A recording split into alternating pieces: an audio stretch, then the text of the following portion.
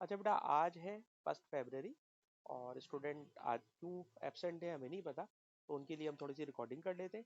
Topic मैंने शुरू किया हुआ है वेव्स। वेव का टॉपिक कल हमने transverse wave read and right की बुक से सारे सवाल करा दिए थे। आज मैं आपको ले जाना चाहूंगा साउंड वेव में। साउंड होती है लॉन्गिट्यूडनल वेव। लॉन्गिट्यूडनल वेव में पार्टिकल्स पैरेलल वाइब्रेट करते हैं। पैरेलल वाइब्रेशन का मतलब जब लाउड स्पीकर में साउंड इधर जाएगी तो आप देखिएगा पार्टिकल इस वेव के पैरेलल वाइब्रेट कर रहे हो। फिर मैंने एग्जांपल दी ट्यूनिंग फॉग जब वाइब्रेट करता है तो एयर में कंप्रेशन और रेयरफेक्शन बनाता है, और कंप्रेशन रेयरफेक्शन को ड्रॉ करने का प्रॉपर मेथड आपके सामने है। जहां मैंने ग्रीन कलर की लाइनें बहुत करीब करीब बनाई हुई हैं, इट इज अ कंप्रेशन, और जो रेड कलर की लाइनें थोड़ी दूर दूर बनाई हुई, it is rarefaction. Compression to compression, I am writing the labelling with C, C means compression. Compression to compression it is one wavelength. Frequency क्या होती है sir? Tuning fork is the source which is producing longitudinal wave, और जितनी तेजी से tuning fog vibrate कर रहा होगा it is called its frequency. सवाल, सर इसकी फ्रीक्वेंसी से लॉन्गिट्यूडनल वेव पे क्या फर्क पड़ता है? तो गौर से सुनिएगा।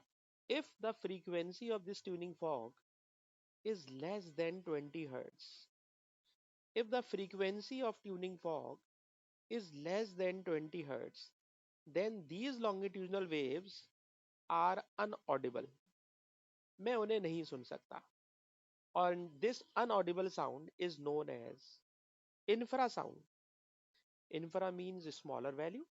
इंफ्रासाउंड ऐसी साउंड जिसकी फ्रीक्वेंसी लेस देन 20 हर्ट्ज है, we can not listen, we can not detect, and it is known as infrasound. In the same way, अगर फ्रीक्वेंसी में बढ़ाता जाऊं बढ़ाता जाऊं बढ़ाता जाऊं, और अगर फ्रीक्वेंसी मोर देन 20,000 कर दूं, तो frequency greater than 20,000, it is known as ultrasound, and ultrasound is also unaudible.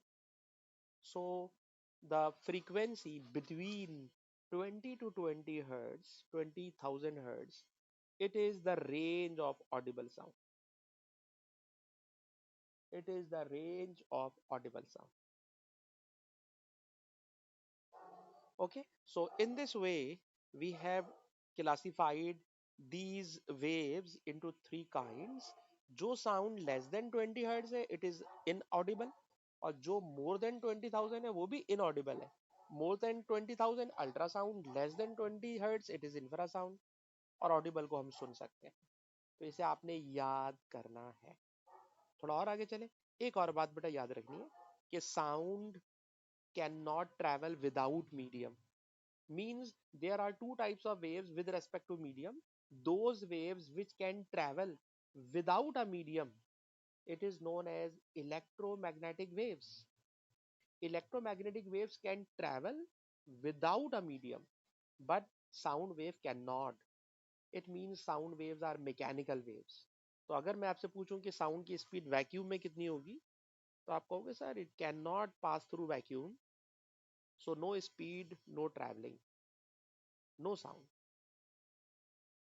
But when sound passes through air, then you should memorize its value is around 340 meter per second. Actually, the value is not constant because it depends upon the temperature of the medium. In general, the speed of sound in air it is considered 340 meter per second. In the same way, if I ask you what is the speed of sound in water, then you can write any number between 1000 to 2000. So in general, I write 1500 meter per second. In the same way, if I ask what is the speed of sound in a metal, then it is highest value.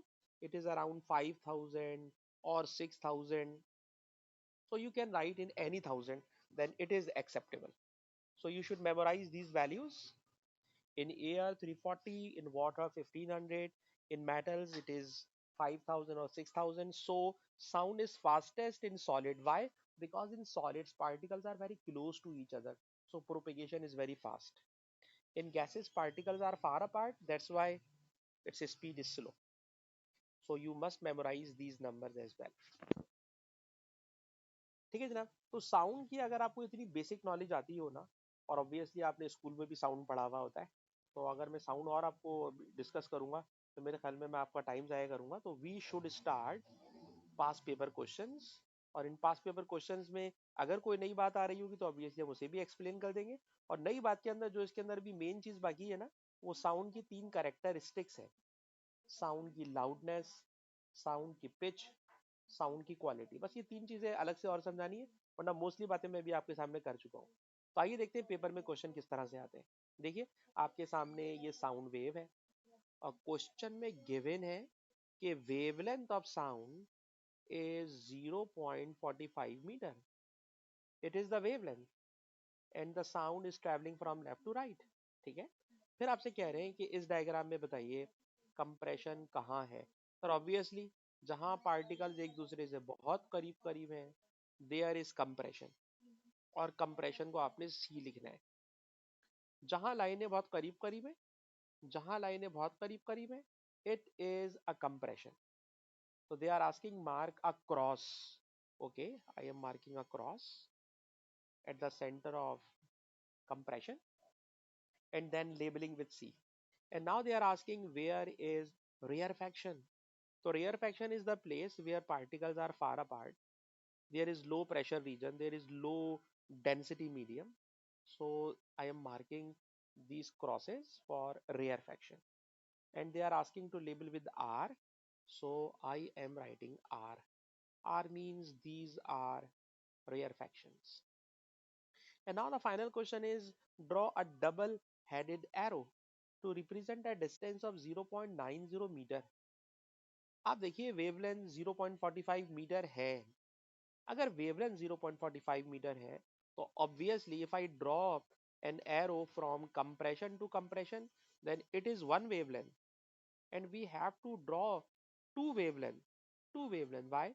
Because the wavelength is 0.45, wavelength is 0.45, and drawing is 0.90 meter. So I have drawn this double headed arrow which actually showing double wavelength, and its magnitude is 0.90 meter. तो अगर आपने इसको copy कर लिया हो, अगर आपके पास book है तो अच्छी बात है, नहीं है तो I will share its PDF just after my class. तो सारा फोकस समझने पे कीजिए, सारा फोकस समझने पे कीजिए। अरीबा बेटा आप इसको कॉपी नहीं कीजिएगा, क्योंकि जब मैं आपको कल क्लास कराऊंगा तो फिर मैं आपकी वाली शीट पे ही सारे सवाल कराऊंगा। ठीक है, कल मैं आपको साउंड के सवाल। अच्छा जी, उसके बाद the question is the frequency of sound is 750 hertz. It is given, it is frequency and they are asking speed. तो कल याद कीजिए स्पीड होती है सर फ्रीक्वेंसी और वेवलेंथ का product. Frequency 750 hertz, wavelength is given 0.45. I am not interested to use calculator, then you can get the answer. कुछ भी नहीं है, जस्ट मल्टीप्लाई है, छोड़ दीजिए। आगे चलिए, कह रहे हैं जनाब जो स्पीड ऑफ साउंड आपने निकाली है, आए है ये हमें निकालना पड़ जाएगी। तो Kaleem, if you have a calculator then can you help me by multiplying these two numbers. Then what is the answer? 750 into 0.45, then the result is 340. And you know that 340 metre per second किस medium में speed होती है? तो answer है air में। अभी अभी मैंने येलो पेज पे आपको लिख के दिया कि in air the speed of sound is 340 metre per second. So ये वैल्यू है। कह रहे रीजन बताएं, और भाई रीजन ये है कि it is a typical value, fix value है। It is a typical value of speed of sound in air.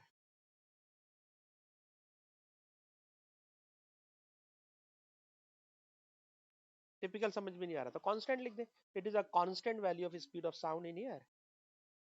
अच्छा जी अब बड़ा थोड़ा आगे चले तो कहते हैं कि जनाब साउंड है जिसकी फ्रीक्वेंसी है 750 हर्ट्ज, एक साउंड है अल्ट्रासाउंड। कह रहे हैं इन दोनों साउंड में बताइए एक सिमिलैरिटी क्या है। तो याद रखिएगा अल्ट्रासाउंड हो या साउंड हो, both are longitudinal waves. This is their similarity. Both are longitudinal waves. Similarity. And now they are asking what is the difference? इन दोनों में डिफरेंस क्या है? तो डिफरेंस ये है कि 750 hertz sound is audible and ultrasound is inaudible. So you must memorize कि हम कहाँ से कहाँ तक ये साउंड सुन सकते हैं. So obviously 750 hertz is audible and ultrasound is a very high frequency sound, so it is inaudible. And now they are asking define the term longitudinal wave. So I'm not writing the complete definition, just writing particles vibrate parallel. It is the keyword, so I am not writing the complete definition. When particles vibrate parallel, it is known as longitudinal wave. And it is a 3-mark question. So you will not be avoided just by writing one definition. You must explain. क्या explain करोगे? Longitudinal waves composed of compressions and rarefactions. Compression is a high density, high pressure region. Rarefaction is a low pressure, low density region. तो आपको इसके अंदर थोड़ी सी description बढ़ा देना चाहिए इस बात को देखते हुए कि मार्क्स ज्यादा है. And now they are asking the frequency of sound is 800 and the speed of sound in air is 330, and they are asking what is the typical value of speed of sound in a liquid. तो आप marking scheme में भी देखोगे तो कह रहे हैं 1000 से 2000 तक जो दिल चाहे नंबर लिख दो. तो ये भी बच्चे के लिए बड़ा मुश्किल हो जाता है जो दिल चाहे लिख दो, तो इसलिए बेहतर है हम एक ही नंबर पे रुक जाए कि लिक्विड आएगा तो बस 1500 लिख देंगे.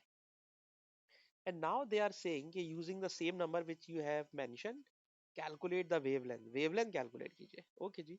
v is equal to f lambda and the sound is in ocean. The sound is in ocean.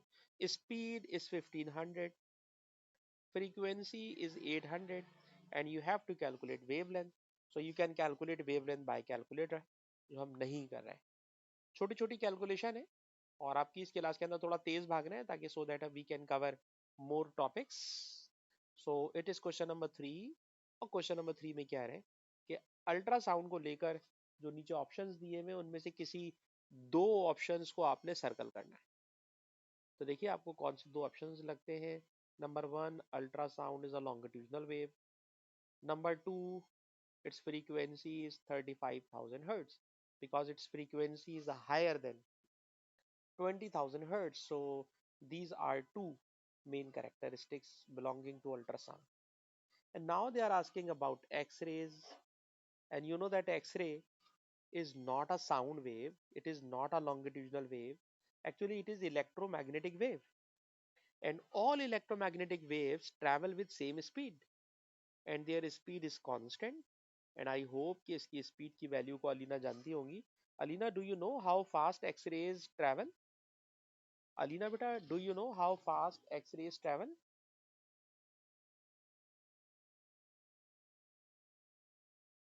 All electromagnetic waves travel with same speed. It is equal to speed of light in air. Speed of light in air. Okay. Frequency 1.3 exponent 17 hertz. And again you have to calculate wavelength. Obviously wavelength calculate करने के लिए divide करोगे, और divide करने के लिए हम calculator चलाने में अभी नहीं टाइम लगाएंगे. जस्ट डिवाइड करना है, then you will get the answer in metres. इसके बाद जो नेक्स्ट क्वेश्चन है, इस नेक्स्ट क्वेश्चन को जब बच्चे पढ़ते हैं तो बाज़ औक़ात बच्चे फिजिक्स की नज़र से इसको देखते हैं, और कुछ बच्चे ऐसे होते हैं जिनको फिजिक्स इतनी अच्छी समझ में ही नहीं आती, तो वो सवाल पढ़ के उनको ये सवाल काफ़ी अजीब सा लगता है. तो मैं भी इस वक्त थोड़ी सी एक्टिंग कर रहा हूँ और सवाल को ऐसे पढ़ने जा रहा हूँ जैसे मुझे फिजिक्स बिल्कुल नहीं आती. तो क्वेश्चन जनाब ये है कि एक डेंटिस्ट है, जब वो डेंटिस्ट एक्सरे करता है किसी पेशेंट का, तो कहते हैं पेशेंट के लिए एक्सरे सेफ है लेकिन डेंटिस्ट के लिए बड़ी खतरनाक है. तो क्वेश्चन ये है कि डेंटिस्ट किस चीज़ का बना हुआ होता है और पेशेंट किस चीज़ का बना हुआ होता है. तो आंसर तो ये है कि सर दोनों ही इंसान है. और अगर दोनों ही इंसान है, सदीम आप हमें बताइए कॉमन सेंस लगाकर, फिजिक्स मत लगाइएगा, कॉमन सेंस लगाकर कि बताइए डॉक्टर के लिए खतरनाक है लेकिन मरीज के लिए खतरनाक नहीं है एक्सरे. वजह बताइए सदीम.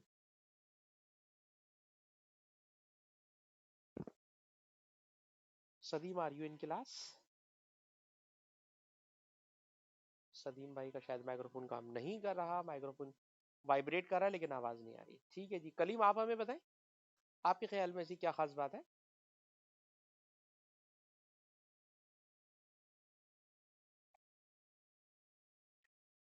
बिल्कुल सही बात है।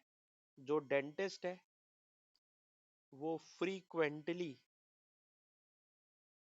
एक्सरेज के साथ एक्सपोज होता है।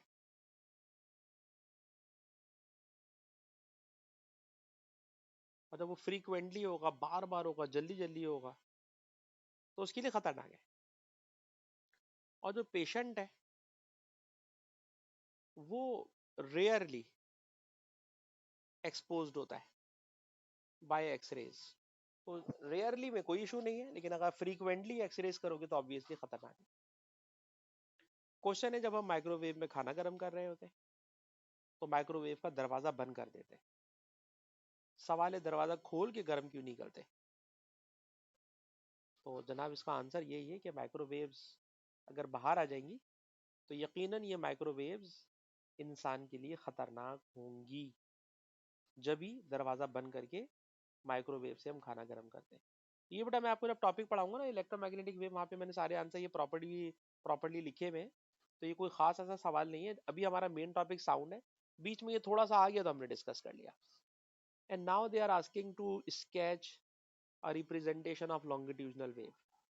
तो अभी अभी हम लॉन्गिट्यूडनल वेव की रिप्रेजेंटेशन ऊपर देख कर भी आए हैं और येलो पेज के ऊपर पहले ड्रॉ भी कर चुके हैं।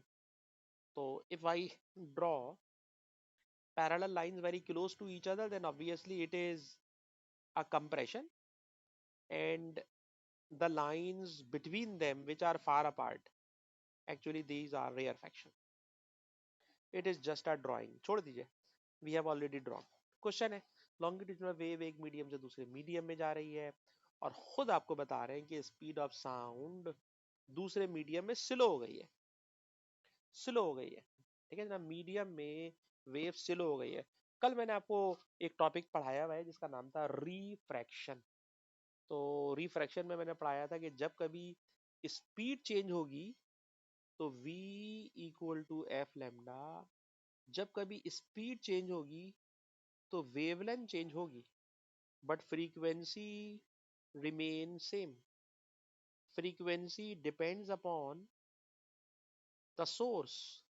तो सोर्स तो एक जगह पे वेव पैदा कर ही जा रहा है, उसे क्या पता कि वो आगे वेव जाके स्लो हो रही है या फास्ट हो रही है। तो frequency of wave depends upon the frequency of source, but wavelength depends upon speed. So if the speed of wave is slowing down, then obviously the wavelength of wave will be decreasing. Wavelength decrease हो जाएगी। उसके बाद कह रहे हैं air में speed of sound लिखें, it is 340 metre per second. तो आपकी क्लास के अंदर बच्चों के जब माइक्रोफोन चल ही नहीं रहे तो ऐसा लग रहा है कि मैं अकेले अकेले सुना रहा हूँ, मुझे समझ में नहीं आ रही बात, किस बच्चे से मैं बात करूँ। सदीम का तो माइक्रोफोन आज अपियर ही नहीं हो रहा, सदीम को हम छोड़ देते हैं। बेटा अलीना, क्या हम आपसे बात कर सकते हैं? अलीना बेटा, क्या हम आपसे बात कर सकते हैं? मुझे तो डर है कि अलीना भी क्लास में नहीं है। मुझे डर है कि अलीना भी क्लास में नहीं है, क्योंकि अगर होती हैं तो जाहिर सी बात है बच्चा माइक्रोफोन एटलीस्ट अनम्यूट तो करता है। मुझे लगता है नहीं है। अरीबा, आप हमारे साथ क्लास में हैं क्या? चलिए, अरीबा तो है, अरीबा तो बैठी नहीं क्लास में, ठीक है बेटा, ठीक है। अच्छा जी, आगे चलते हैं। The next question, question number 5। Again आपके सामने कुछ स्पीड्स लिखी हुई हैं, now you have to mention the medium of speed of sound. तो 1500 metre per second it is the speed in water or in a liquid, 5000 in a solid or in a metal, 300 in air or a gas। ये values को आपने रट्टा मारना है। उसके बाद again question है कि आपको हम कंप्रेशन और रेयर फैक्शन दिखा रहे हैं, तो x लिख दीजिए रेयर फैक्शंस पर with the letters x and y, mid point of two rarefaction. तो एक पे मैंने x लिख दिया, एक पे मैंने y लिख दिया। फिर कह रहे हैं रेयर फैक्शन को डिफाइन करें।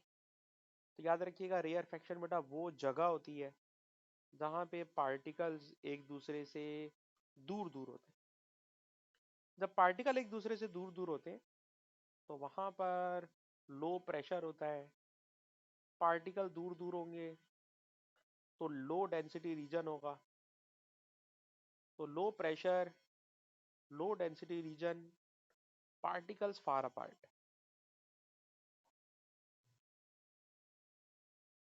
पार्टिकल्स का एक दूसरे से दूर दूर होना और लो डेंसिटी होना, लो प्रेशर होना, ये सब कुछ हमें रेयरफेक्शन एक्सप्लेन कराता है।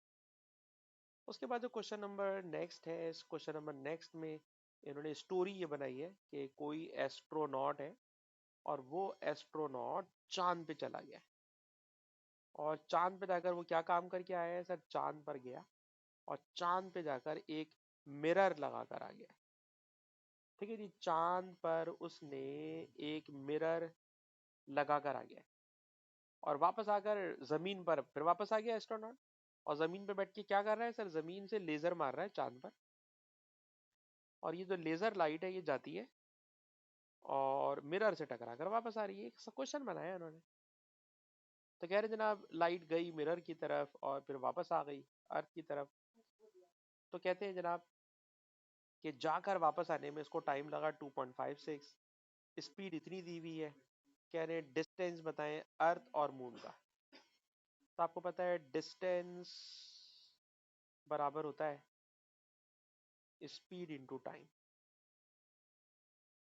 डिस्टेंस बराबर होता है स्पीड इंटू टाइम। डिस्टेंस को बड़ा डी लिख दिया मैंने। स्पीड 3 एक्सपोनेंट 8 है।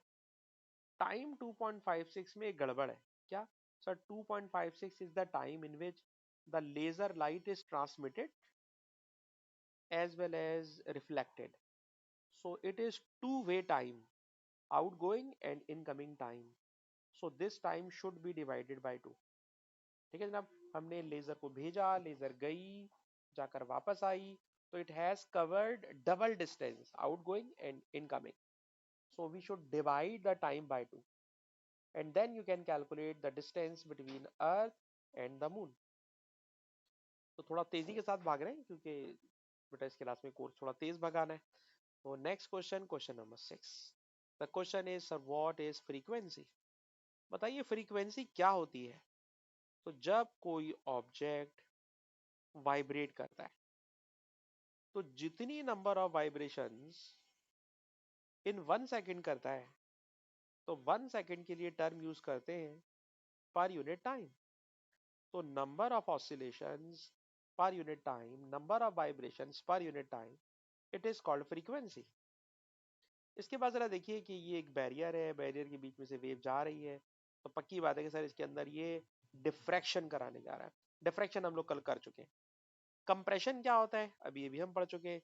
Compression is the region where particles are very close to each other, so there will be high pressure, there will be high density and particles are very close. तो high pressure high density region, it is called compression. उसके बाद जनाब diffraction की बातें कर रहा है जो अभी हम करने में इंटरेस्टेड नहीं है। उसके बाद आ जाइए again same kind question. You are given frequency, you are given speed, wavelength calculate करना है। तो वेवलेंथ होती है speed divided by frequency. Speed divided by frequency. Sir speed को फ्रीक्वेंसी से डिवाइड करेंगे, स्पीड को फ्रीक्वेंसी से डिवाइड करेंगे तो हमें रिजल्ट मिल जाएगा। बट अलीना मुझे लगता है आप वापस आ गए बेटा। अलीना, अलीना बेटा आर यू इन क्लास? ठीक है बेटा, ठीक है बेटा, ठीक है, ठीक। क्योंकि बेटा आपसे मैं भी थोड़ी देर पहले क्वेश्चन पूछ रहा था ना, आप मुझे रिप्लाई नहीं कर पा रही थी, तो मुझे लगा कि शायद इंटरनेट में कोई इशू है आपको। चले कोई बात नहीं। अच्छा बेटा ये ना क्वेश्चन मैं आपसे ही पूछूंगा। अलीना बेटा बताइएगा लिक्विड में स्पीड ऑफ साउंड कितनी होती है? हाँ बेटा अलीना बताइए what is the speed of sound in a liquid?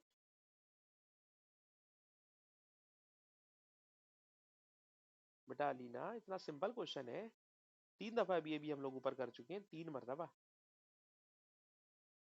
देखिए बेटा लिक्विड में 1500, मेटल में 5000, एयर में 300। इसको लिख लीजिए बेटा, थोड़ी देर बाद मैं आपसे दोबारा पूछूंगा। बेटा इसको लिख लीजिए। मैं पूछूंगा बेटा आपसे दोबारा ना, क्योंकि same kind questions are repeating again and again, then you must memorise बेटा. So the question is, what is the speed of sound in a liquid? The value is 1500 meter per second. अच्छा जी, उसके बाद कह रहे हैं कि a loudspeaker is built into the side of a swimming pool. Loudspeaker से sound आ रही है, साउंड की वेवलेंथ बता दी है, फ्रीक्वेंसी बता दी है, स्पीड पूछ रहे हैं. तो ये सवाल हम 50 दफा कर चुके हैं, हमें नहीं करना चाहिए. Speed of sound in air, Alina बेटा what is speed of sound in air Alina? बिल्कुल गलत. We are talking about sound और आप मुझे लाइट की स्पीड सुना रही हैं. बेटा जो आप हमें स्पीड बता रही हैं, it is speed of light and we are talking and we are studying sound today. बताइए बेटा what is speed of sound in air?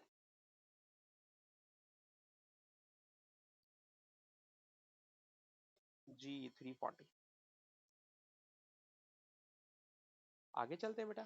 कह रहे जनाब जब ये साउंड लाउड स्पीकर से पैदा हुई, how the wavelength of sound in air compares with the wavelength of sound in water. Alina से भी इतनी सी बात बता दें कि किस में स्पीड ऑफ साउंड फास्टेस्ट होगी, वाटर में या एयर में? Where the speed of sound is fastest? Water. और जहां स्पीड फास्टेस्ट होती है वहां वेवलेंथ कैसी होती है?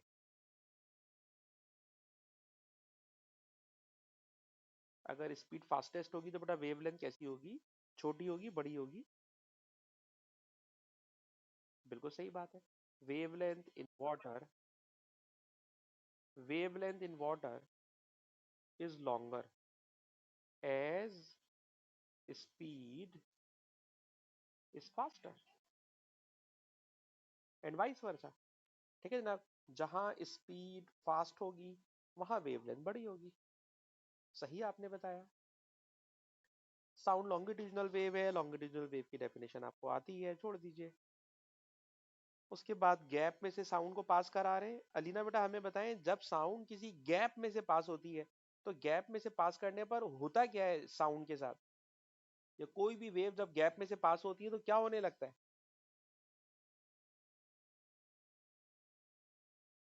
Any wave when passes through a gap or a narrow slit, then what does it exhibit? Which phenomenon does it exhibit? It exhibit diffraction. हाँ सिर्फ ये बता रहे हैं बेटा, डिफ्रैक्शन. जब गैप में से वेव पास होगी there will be diffraction. You are right. बिल्कुल सही आप बता रही हैं बेटा, माशाल्लाह, जबरदस्त. अच्छा जी, इसके बाद अभी आप बता चुकी हैं वेवलेंथ ज्यादा होगी तो डिफ्रैक्शन ज्यादा होगा, जबरदस्त. अलबत्ता अब मैं उस जगह पे पहुंच गया हूँ जहां मुझे, मैंने आपसे कहा था मुझे एक बात और पढ़ानी है जो मैं उस टाइम पे नहीं पढ़ाई थी, अब मैं पढ़ाने जा रहा हूँ, जरा गौर से सुनिएगा. कहते हैं जब हम कोई साउंड सुनते हैं तो साउंड सुनते ही हमारे दिमाग में जो ऑडियो सेंस होता है नेचुरली, वो फौरन साउंड को आइडेंटिफाई कर लेता है कि आपकी आवाज लाउडर है या आपकी आवाज फेंट है, आपकी आवाज जोरदार आवाज है या आपकी हल्की सी आवाज आ रही है. समटाइम टीचर बहुत लाउडर बोलते हैं और कुछ टीचर या कुछ लोग बात करने में बहुत सॉफ्ट और बहुत आहिस्ता से बात करते हैं, उनकी आवाज ही समझ में नहीं आती बोल क्या रहे. तो वो sense by which we can differentiate between a louder sound और a quieter sound, then this difference is known as loudness. And loudness depends upon amplitude of vibrating body. क्या मतलब? फॉर एग्जाम्पल, ये एक ड्रम है. इस drum की skin को जब मैं स्ट्राइक करता हूं और मैंने हल्के से स्ट्राइक किया, सर जब आप हल्का से स्ट्राइक करेंगे ना तो ये बहुत छोटे से, with with in a very small amplitude skin vibrate करेगी और साउंड बहुत हल्की सी पैदा होगी. लेकिन कोई आया और उसने उसको जोर से बजा दिया, जोर से हिट कर दिया, तो जब मैं स्किन को, ड्रम की स्किन को जोर से हिट करूंगा तो ड्रम की स्किन एक लार्जर एम्पलीट्यूड में वाइब्रेट करेगी और जब लार्जर एम्पलीट्यूड में वाइब्रेट करेगी तो साउंड की लाउडनेस बहुत ज्यादा होगी। कहना ये चाहता हूं कि louder sound is produced by larger amplitude. जब साउंड के सोर्स का एम्पलीट्यूड बड़ा होता है तो it produces a louder sound और अ वाइस वर्सा। अच्छा, एग्जाम में क्वेश्चन इतना ही आसान आता है जितना आसान मैंने सुनाया। कह रहे लाउडनेस को मैंने इंक्रीज कर दिया है, तो बताइए ऐसा क्या हुआ होगा कि लाउडनेस इंक्रीज हो गई। आंसर, सर आपने वाइब्रेटिंग बॉडी का एम्पलीट्यूड इंक्रीज कर दिया होगा। Whenever the amplitude of a vibrating body increased, then it produces a louder sound. और उसके बाद एक और हेडिंग है, that is pitch of sound. Pitch का क्या मतलब है? देखिए बेटा, पिच का मतलब ये होता है कि जब आप कोई साउंड सुनते हो तो साउंड की एक सर्टेन फ्रीक्वेंसी होती है। अगर वो फ्रीक्वेंसी हाई फ्रीक्वेंसी है, यानी आपके गले में जो साउंड बॉक्स है, उस साउंड बॉक्स में जो वोकल कॉर्ड है, अगर वो वोकल कॉर्ड हाई फ्रीक्वेंसी से वाइब्रेट कर रही हो, तो जो आपसे साउंड पैदा होगी, it will be a shrill sound. बात को आसान करने के लिए समझाना चाहूंगा कि लड़कियों की आवाज एक बारीक सी आवाज होती है, बच्चों की आवाज एक बारीक सी आवाज होती है, क्योंकि उनकी वोकल कॉर्ड बहुत थिन होती है, तो श्रिल साउंड प्रोड्यूस करती है। लेकिन अगर वाइब्रेटिंग सोर्स की फ्रीक्वेंसी लो फ्रीक्वेंसी हो, और जब लो फ्रीक्वेंसी होती है तो लो फ्रीक्वेंसी से बेटा जो साउंड पैदा होती है वो हमेशा ग्रेव साउंड होती है। ग्रेव साउंड यूजुअली आदमियों की होती है। जब लड़के भी बड़े हो जाते हैं तो उनकी वोकल कॉर्ड जब कभी थिक हो जाती है तो उनकी साउंड एकदम से ग्रेव यानी भारी आवाज हो जाती है।